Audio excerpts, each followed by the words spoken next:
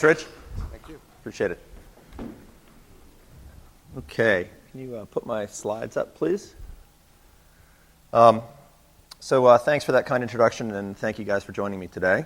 In the next half hour, which we'll make happen, I promise, I'm going to try to tie together some of the trends you've heard about and are going to hear about over the next couple days, and hopefully set some context for the future of IP communications and driven by 4G in particular. So I'm going to touch on the definition of the fourth wave of the internet, and I'm going to steal Mary Meeker's concept and define it as the mobile consumer. I'm going to look at and give you our vision of communications from Skype's perspective, look at the status of 3G and 4G deployments today and how that can support our vision of communications in particular in the mobile space. Just briefly touch on some 4G adoption drivers, and then give you a case study on what we think a new business model looks like in the 4G world, and partnerships and how partnerships need to change between third-party application developers, mobile operators, and handset manufacturers. So at the core, I'd like to try to leave you three messages. So there's an ongoing sea change in the telecommunications market, and we think that's accelerating. So that's one. Two, I'd like to focus on the importance of mobility from Skype's perspective, and this is just a central strategic element of what we are trying to do in the next few years. And three, that these changes that are occurring in the market offer both immense risk for operators that don't actually adapt and change, but also an incredible amount of opportunity for those that do and that develop new business models. So what's the fourth wave of the internet? The first wave was access over the mainframe, the mini, the PC computer. The second wave in our mind, or Mary's mind, was Web 2.0. The third wave is really the mobile internet driven by 3G. And the fourth wave is really about the era of the mobile consumer. And that mobile consumer is going to connect to the internet over mobile wireless networks with 10 times the number of network-connected devices across a plethora of different devices and applications. So why do we believe this? We think that there's good examples today, iPhone probably being the best one, of incredible pent-up demand that we've seen. Put the right user interface in place, put the right device in place, put the right business model with a rich set of third-party applications, and we've just seen an incredible amount of demand. So we actually think that this acceleration, we think that the adoption of these solutions is only accelerating. Here's another chart from Mary, and comparing the mobile internet and the adoption in the first 8 quarters compared to the desktop internet. So, but one of the issues that we're facing today is that we're seeing an incredible explosion of data usage. There's been a 5,000% increase in data usage on AT&T's 3G network since the adoption and the launch, or at least in the last 6 quarters, not specifically tied to the iPhone, but clearly from our perspective, that's what's happening. And certainly Wi-Fi, femtocells, picocells may offer some network offload opportunity to get rid of some of the congestion that's happening on the 3G network today. But we actually really believe that it's the advent of 4G that's got the opportunity to truly unclog the network and really deliver the underlying promise for the fourth wave, the mobile consumer. Another interesting thing to point out is that mobile is really about to overtake the desktop in terms of individuals who are accessing the internet. So by 2013, more people will access the internet over a mobile device, or the average user who accesses the internet for the first time will access that over a mobile device as opposed to a desktop device. So we think that, again, the advent of 4G is going to be very important to delivering a very, very good and usable experience to those users. And it's really not just, 4G is really not just about unclogging these pipes and delivering broader data. It's also about continuing to unleash the real innovation that has been driven by third-party application developers in the internet world as it moves into the mobile world. So let me talk about our vision for communications for a minute. So the rise of the mobile consumer and the importance of third-party applications in the 4G world is partially being driven by this ongoing massive transformation that's occurring in communications. So in the past, we had a dedicated appliance called the telephone tied to a specific purpose-built network, the PSTN. We're now moving into a world today where there's a broad range of multi-purpose devices that are connecting over a general purpose IP network with a variety of custom applications that you can download and put on those devices. Where we ultimately believe we're going is to a set of cloud-based services accessed by a myriad of network devices and offering consumers a great deal of flexibility. So in this emerging world, applications and functionality will principally be delivered by the software or the services layer. End users are going to be offered a broader and broader set of choices. And we believe that those end users are actually going to consume them at a greater rate and that they're willing to pay for it. So there's this massive transformation going on, and we actually believe that this offers a large amount of opportunity for all of the players in the communication space. In particular, let's dig into the mobile space a little bit. So this vision, from our perspective, enables Skype and other communication services to be available everywhere, accessed over three principal devices. The desktop computer, which is our core business, and we today have 520 million users globally using it. You may have heard some of our announcements at CES last week, where both Panasonic and LG have announced that they're integrating Skype into their flat panel televisions. And we also rolled out some HD video news where we are continuing to increase the quality of our experiences. And then thirdly, the third major screen from our perspective is the mobile device. And that is a core central strategic push. So from our perspective, in order to be relevant in the age of the mobile consumer, we believe that we have to make Skype both available and easy to use on the 3 billion, soon to be 4 billion mobile devices globally. And we intend to do that by enhancing and enriching the traditional Skype desktop experience and extending that to all leading smartphone operating systems and feature phones through a range of products. And I'll talk about that in a little bit.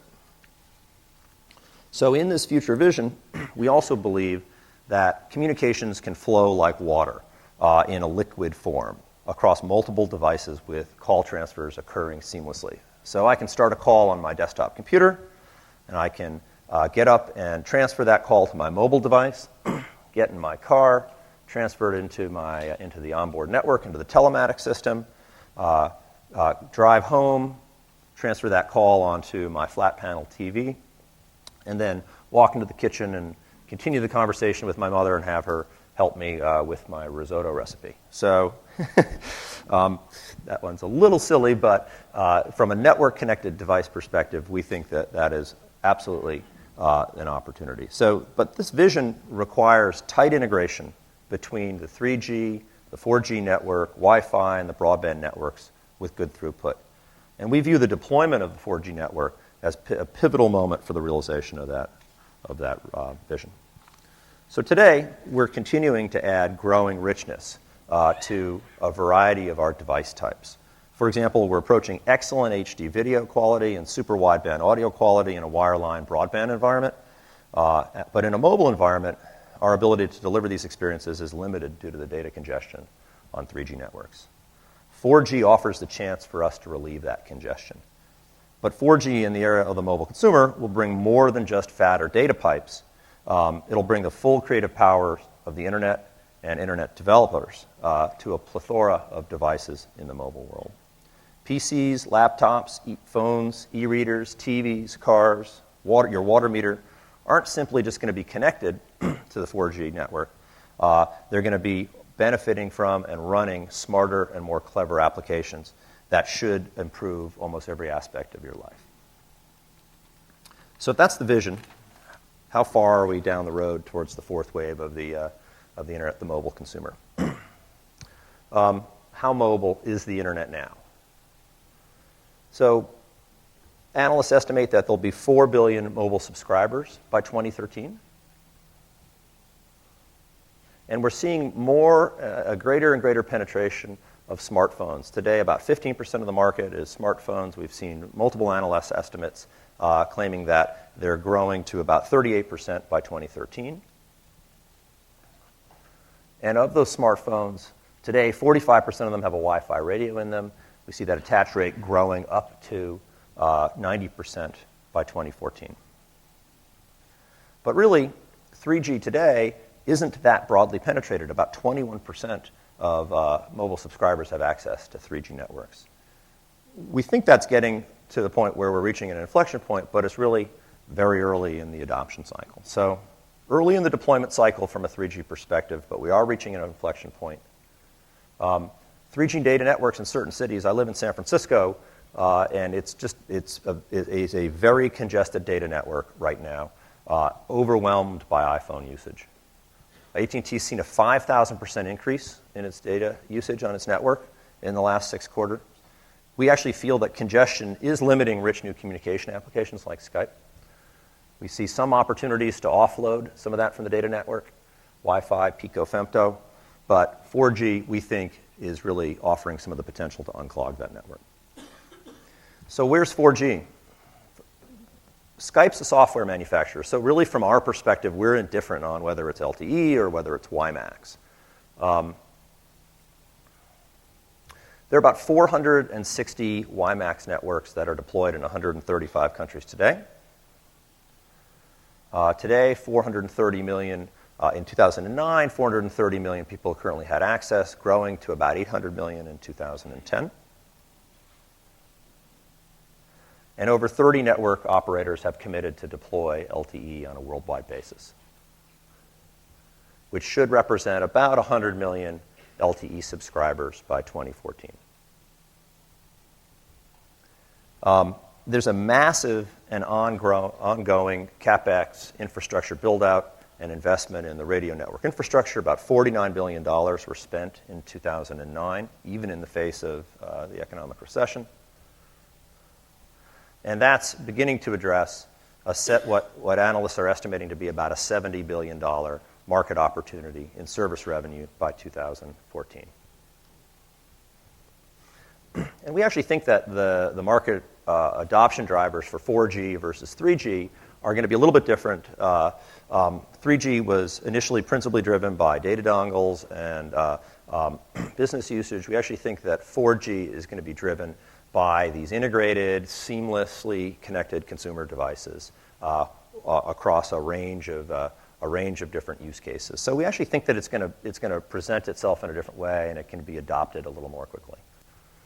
So to summarize, it's very early in the deployment cycle. There's massive CapEx that's required from an infrastructure build-out. But there is a very large market opportunity with pent-up demand. And from our perspective today, we actually believe there's a large opportunity for carriers to accelerate their deployment. If a carrier accelerates its deployment today, it can deliver fatter pipes, and it can begin to look towards partnering with application developers to offer differentiated services that can drive new revenue streams. And let me try to dive into that a little bit and give you an example of that. So I'll give you a little background on Skype. You may know some of this, so excuse me if I bore you. So Skype is focused on enabling the world's conversations. That's our mission.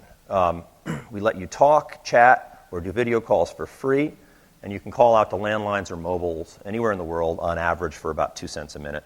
So we make software-only software, but it's software that does amazing things. It turns your PC or your TV into a communication device.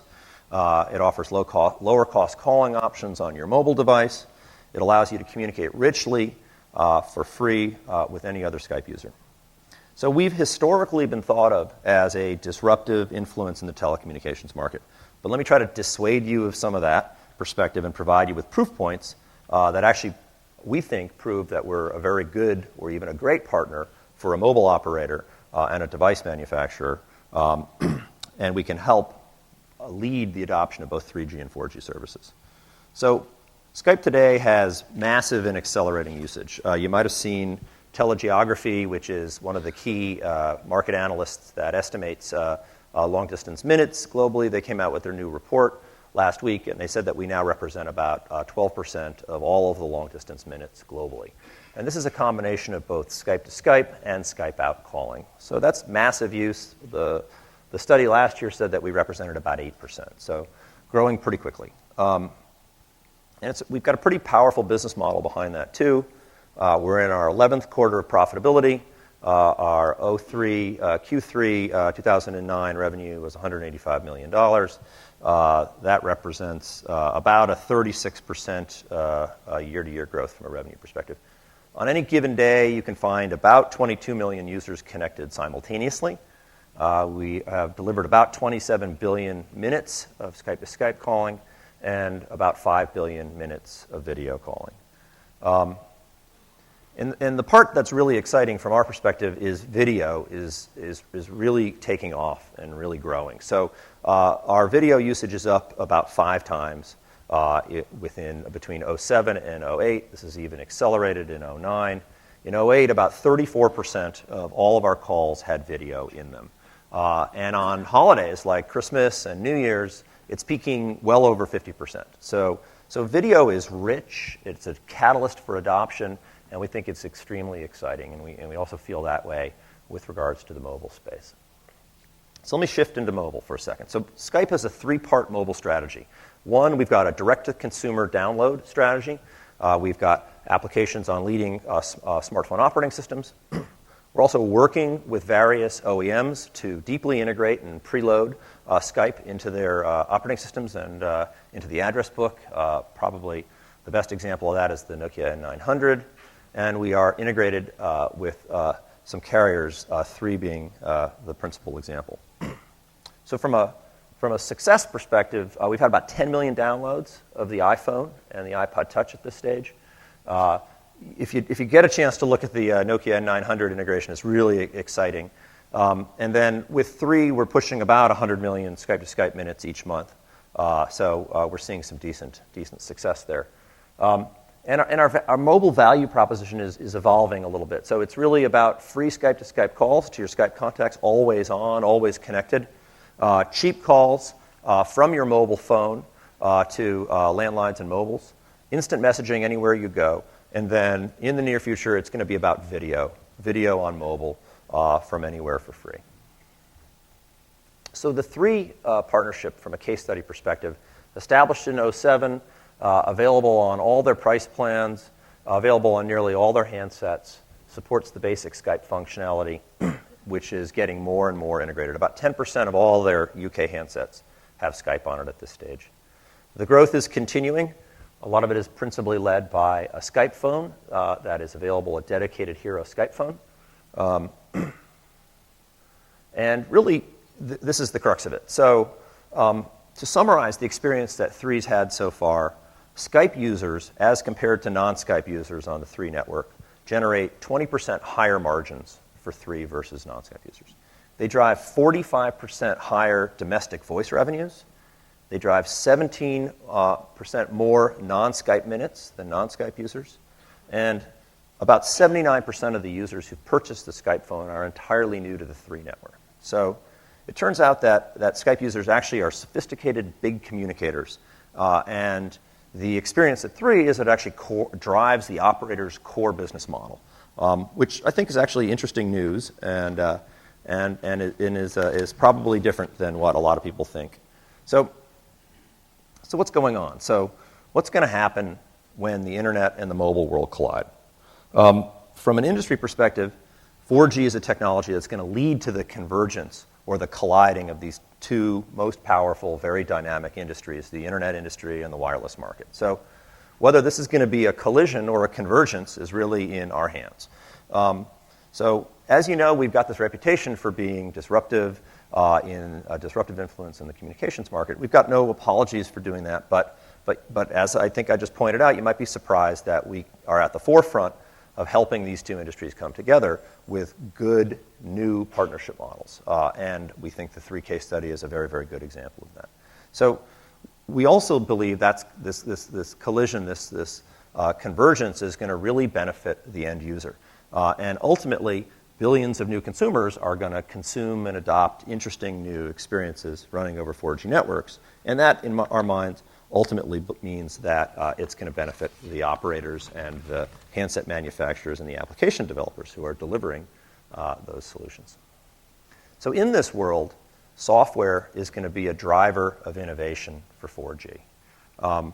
It's going to be led by third-party application developers with a strong emphasis on consumer applications from our perspective, and there are new opportunities for partnerships between operators, application developers, and device manufacturers, and those partnerships are in fact necessary to capture the market opportunity at hand. So 3 questions. So in the era of the mobile consumer running over a 4G network, who owns the customer?